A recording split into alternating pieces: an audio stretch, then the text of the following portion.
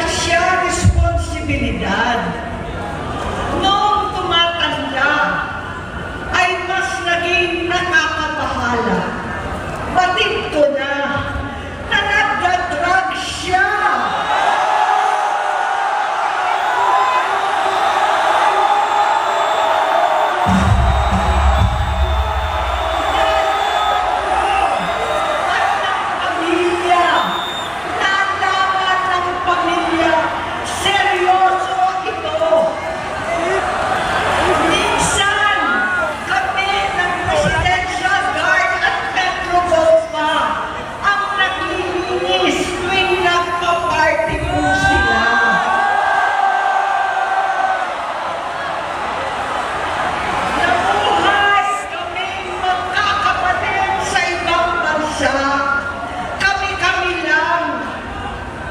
Kinumbinsi ko pa si Bongbong, pakasalan mo na si Lisa.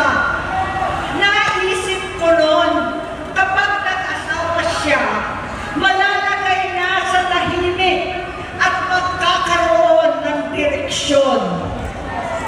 Ang laki ng pagkakamali ko.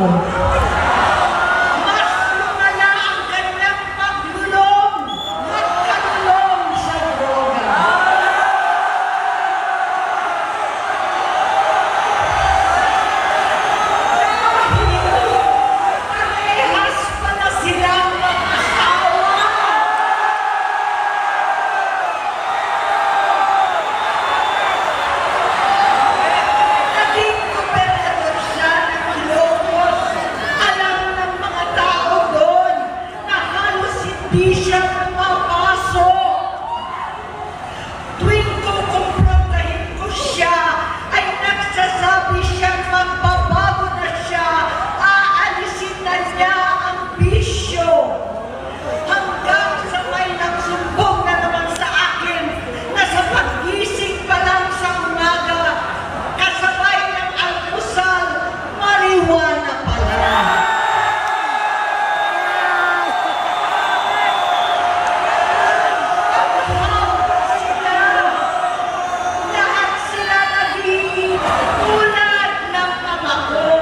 Kinastigo ko ang mga pagkalan niya. Ang nasirang si Bong Dasa, si Edwin Cruz, Inigo, Tony Boy, Sam Anton, alam po ninyo yan. Paano nagre-resign na sa takot ang mga pulis nila at staff dahil sa lumalalang bisyo?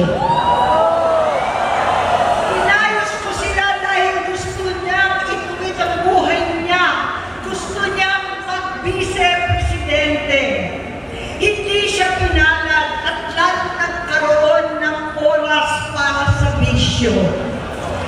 Simula noon, naging malabo sa amin ang lahat. Kaysa mag-away, bigla na lamang lumayo ang loob namin sa isa't isa. Noong 2016, kasabay ng kampanya ni dating Pangulong Duterte laban sa droga, lumabas ang pangalan ni Bongbong sa listahan. Nakasama siya sa listahan ng mga celebrities, mga artista, Maricel Soriano at iba pa. Masinsinan kong kinausap si Pangulong Rodi. Halos manikluhod ako. Sinabi ko ayon sa kapulisan, dapat unahin, usigin ang mga pusher at saka na lamang sagipin ang mga user. Naligtas si Bongbong. Labis ang takot ko at pag-aalala. Kinausap ko siya at nagsabi siyang talagang siya ay nagbabago na. Muli at lagi. Hindi ako nawalan ng pag-asa. Ako'y naniwala ulit. Mula noon, ang natatanggap ko na lang na balita tungkol sa kapatid ko ay regular na pagpapadoktor. Kaya kumalma naman ako.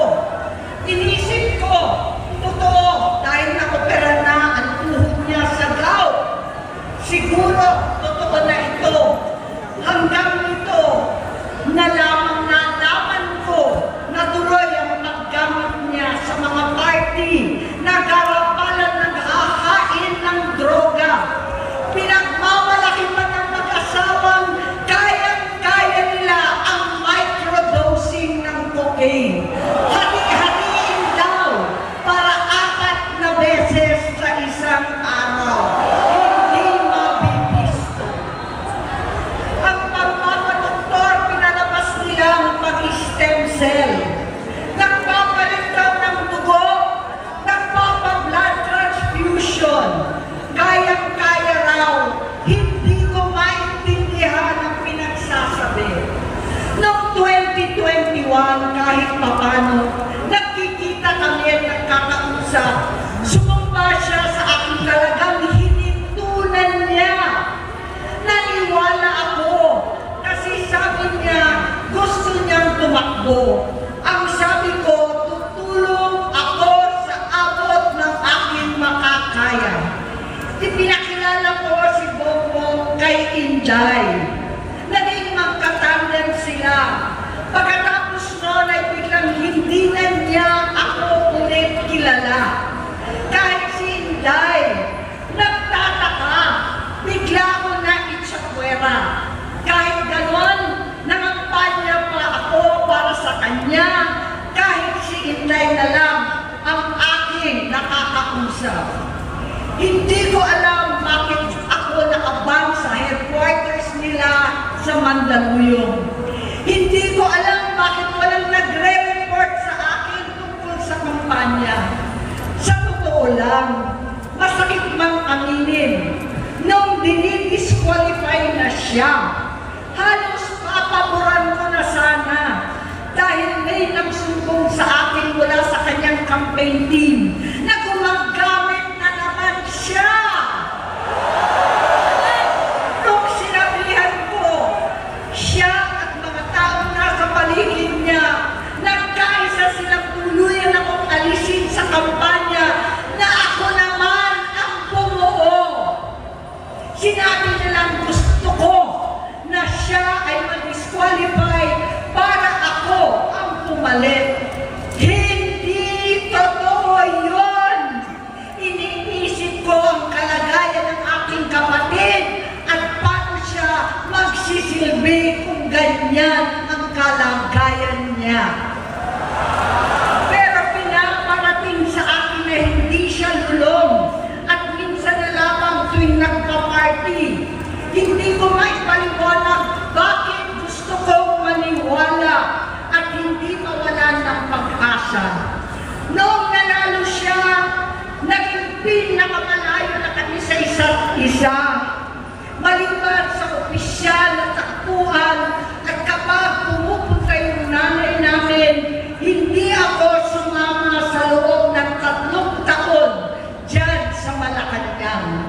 Dahil lantaran na doon ang inuman, ang paggamit nila ng cocaine at mga bawal na gamot. Hindi ba ninyo nakikita, naririnig, kakaiba na siya magsalita, hindi na maintindihan kung ano-ano na ang sinasabi at wala na sa sarili. Nagtatago sa kabaitan niya ang pang-aabuso niya sa droga. At nagbunga na ito ng mga nakakapinsalang maling desisyon. Hinayaan niyang kumilos ang mga nakapalibot sa kanya. Yung mga umaastang presidente habang nilululong siya ng mga ito. Hindi na kami nagkausap. Sa harap ng publiko, pinipilit kong magmukha kaming maayos. Pero wala na kaming koneksyon. Hindi ko hinihiling na maunawaan ninyo ako, lahat kayo.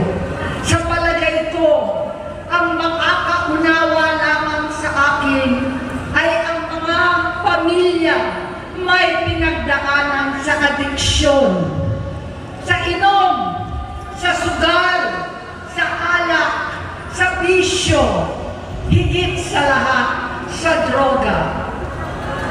Pag hindi ko siya nakakasama, buong aking loob na ipasok sa institusyon, ipagamot, iparihab ko na yan.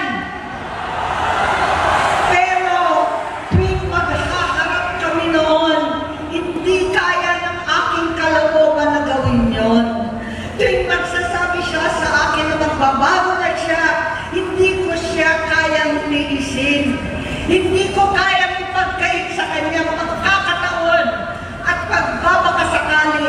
Umaasa ako at laging nananalangin na sana, oo nga, nagbago na siya. Hanggang dumating ang 2024 at 2025, yung vision niya na ang dahilan ng pagbaha ng korupsyon, kawalang direksyon, at maling-maling mga desisyon. Walang accountability, wala na ang hustisya. Hindi na niya alam ang nangyayari. Hindi na pinapaalam sa kanya ang mga pangyayari. Sinamantala ng mga ito ang paggamit niya ng droga. Kinangkap na nila ang kaban ng bayan, habang ang mga dating tumatawag sa amin ng magnanakaw ay nakakita ng pagkakataon sirain ang lahat. Nagagamit na nila si Bongbong para sirain si Inday. Itinutulak pa nila si Bongbong at ang bayan sa bangin para umastang tagapagligtas. Mula sa pagtraidor at pagpapahama kay BP Inday, sa confidential funds na tutuusin ang galing naman sa opisina ng Pangulo, hanggang sa pagpadukot sa dating Pangulong Duterte para itago na lamang sa ibang bansa. Ang kabaitan ni Bongbong ay naging kalupitan. Karapalan nga ang pagtatakip sa kanya ng mga nasa Congress, sa Senado, mga miyembro ng kabinete. Kitang-kita na ng taong bayan, wala nang puwang ang kahihiyan.